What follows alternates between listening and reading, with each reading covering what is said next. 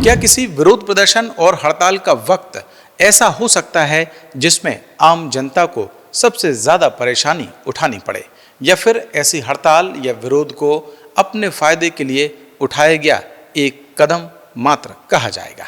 ये सवाल क्यों उठ रहा है, इसके बारे में हम बताएंगे, लेकिन उससे पहले आइए समझते हैं कि आखिरकार मध्य प्रदेश की मोहन सरकार के एक फैसले पर प्राइवेट बस ऑपरेटर्स ने होली के वक्त में जो फैसला किया है वो जनता के लिए कितना परेशानी का सबब बन सकता है। दरअसल मोहन सरकार ने यात्रियों की सुविधा को देखते हुए मुख्यमंत्री सुगम लोक परिवहन सेवा योजना शुरू करने का फैसला किया है।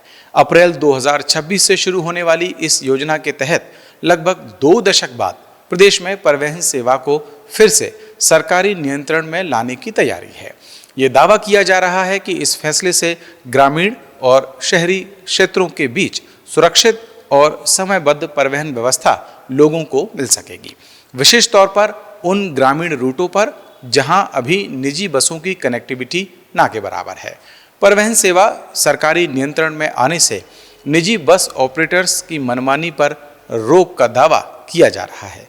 इस योजना के तहत सरकार खुद बसें नहीं खरीदेगी बल्कि पीपीपी मॉडल पर काम करेगी। बसें निजी ऑपरेटर्स की होंगी, लेकिन उनका नियंत्रण और निगरानी सरकार के पास रहेगी। बसों की ट्रैकिंग, टिकटिंग और टाइम टेबल के लिए एक मोबाइल ऐप होगा और डैशबोर्ड तैयार किया जाएगा। लोगों के हित में सरकार के प्लान ऑफ एक्शन से संभावित नुकसान देख रहे निजी बस ऑपरेटर अब इसकी मुखालफत पर उतर आए हैं। निजी बस ऑपरेटर्स का कहना है कि इससे उनका नुकसान होगा और वो इस बिजनेस से बाहर हो जाएंगे। निजी बस ऑपरेटर्स ने यात्रियों की परवाह न करते हुए त्योहारी सीजन में हड़ताल का भी फैसला कर लिया है। एन होली के मौके पर 2 मार्च से ऑपरेटर्स बस संचालन बंद करने की बात कर रहे हैं। आइए अब समझते हैं कि आखिर सरकार की योजना में यात्रियों के फायदे और निजी बस ऑपरेटर्स के अपने नुकसान के दावों में कितनी सच्चाई है। परिवहन सेवा रूट के आधार पर तय होती है। अभी तक कई रूटों पर प्राइवेट बस संचालकों की मोनोपोली चल रही है। कई ऑपरेटर्स राजनीतिक पार्टियों से जुड़े हुए होते हैं, लिहाजा वो दबाव बनाने की कोशिश करते हैं।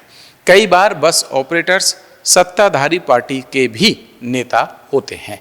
यात्रियों के पास विकल्प न होने की स्थिति में प्राइवेट ऑपरेटर मनमाना किराया वसूलते हैं और बसें भी अपनी मर्जी के समय के हिसाब से चलाते हैं।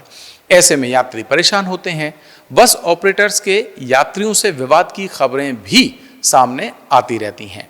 ऐसे में अगर परिवहन सेवा सरकारी नियंत्रण में आती है तो मनमानी किराए पर लगाम लगने की संभावना है।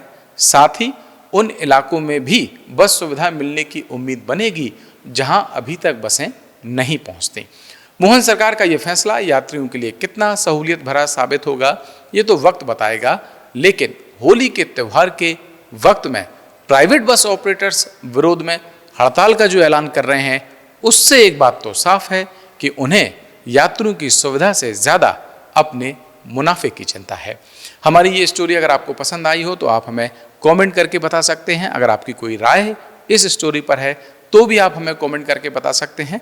और अभी तक अगर आपने द प्रेस हिंदी को लाइक और सब्सक्राइब नहीं किया है तो अभी करें और मुझे दें इजाज़त। नमस्कार।